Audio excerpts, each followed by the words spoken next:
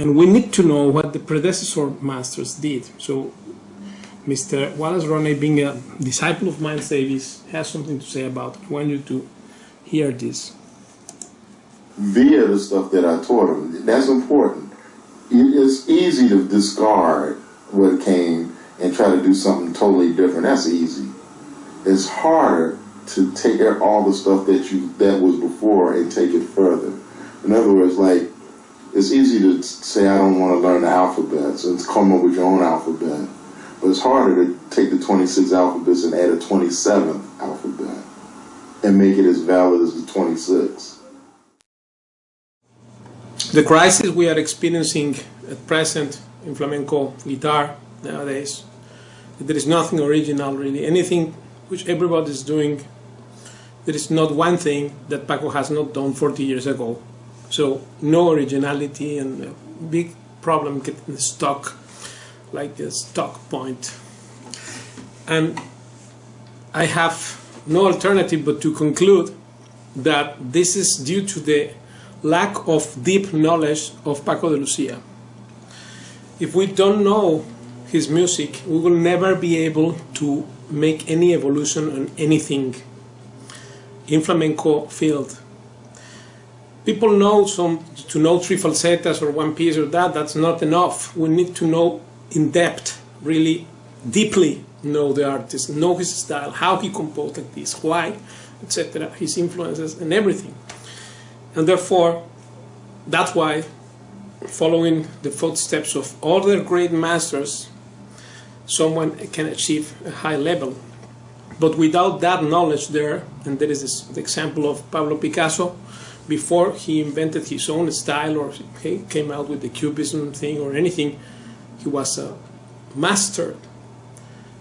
He nailed down Rembrandt, Raphael, and whatnot of the predecessor great masters. So we cannot just jump over the thing and say, here, this is my own thing. No? In the pretext of you have to do your own thing, when Paco was told that, he knew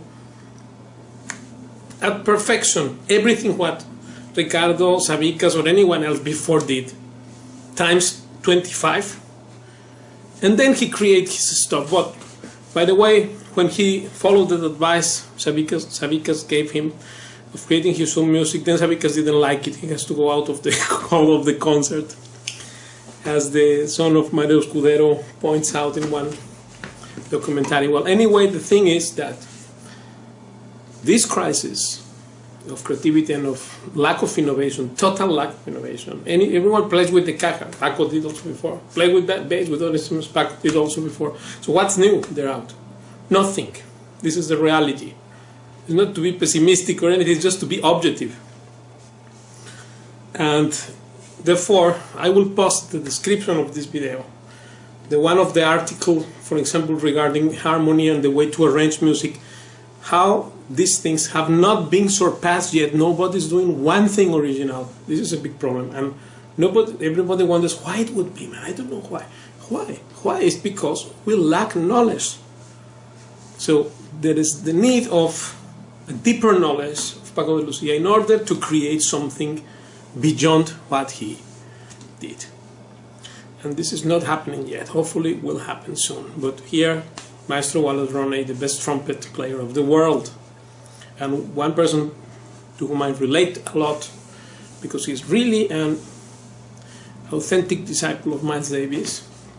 And, well, you know, Miles helped him so much. He's one of the very few people who Miles really liked. So these series are about musicians, the voice of great musicians related to Paco de Lucia's style. Although these players are jazz players, obviously we are not jazz players, but this is all related because Paco took many of the things elements with which he innovated this music.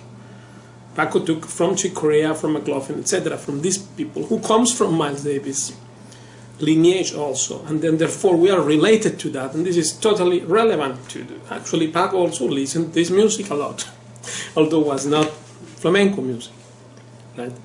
So the stupid excuse that this is jazz, those who think like that and are narrow-minded this way will never get it. What is the big picture? And those who think, well, Paco did that, but I do my own thing, those are just so much in darkness that they cannot realize actually how much in darkness they are because they live there. So this is just to say, and Paco warned me of this 20 years ago, one day privately, of course. Now I say it, but unfortunately he left, and he said to me, and the other two people were there, and he said, one was Juan Carlos Jimenez, the great flamenco singer from Seville. And he said, there is nothing original. And I don't see one thing done. It's just discouraging this thing. And, well, people start to argue this and that, this player, that other player. And he said, he just laughed. Because it's true. To know the territory, in order to innovate in any field, you first need to know the predecessor players. And it's not enough to play one piece well. You need to know why it was composed like this, and many things which were the influence of this composer, how he did and how he did not do what he presented there. And then once you master that, then you maybe with good luck can go beyond. I couldn't agree more with Maestro Wallace Roney about from where does it come, the energy to play. I just want to know at this point in your musicianship how you keep this energy going. The energy comes from something beyond us. I know that. Something beyond us that brings that out of us, you know. And what you do is you have to be humble enough to allow it to come through, and that's just the truth. And here I want to quote this piece, Sicily, by Chick Corea, with Mr. Kenny Garrett, and so great artists, to show you just one small part of the greatness of this musician, the best trumpet player in the world for sure. And check it out, this way to approach this solo. That's Kenny Garrett, of course.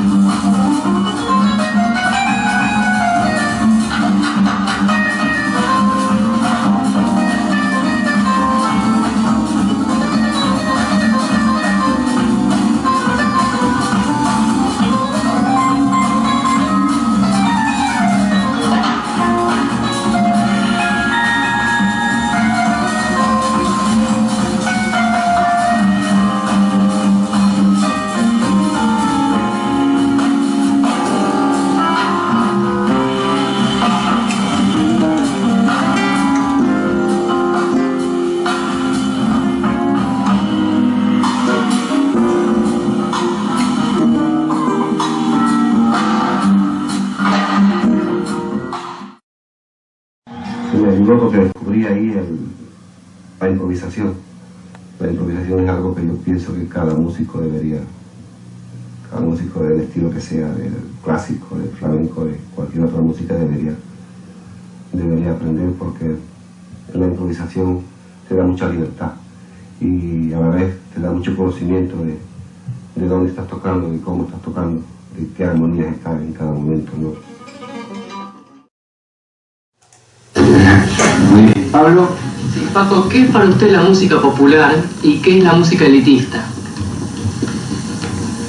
Yo creo que la música elitista es el refinamiento de la música popular.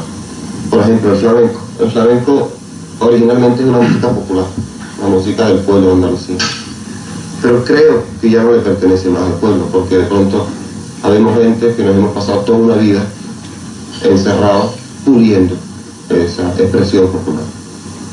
Entonces ha llegado a un nivel en el que el pueblo ya no tiene esencia, sobre todo a los matices que vamos consiguiendo la gente como yo, que nos pasamos muchas horas elaborando esa música.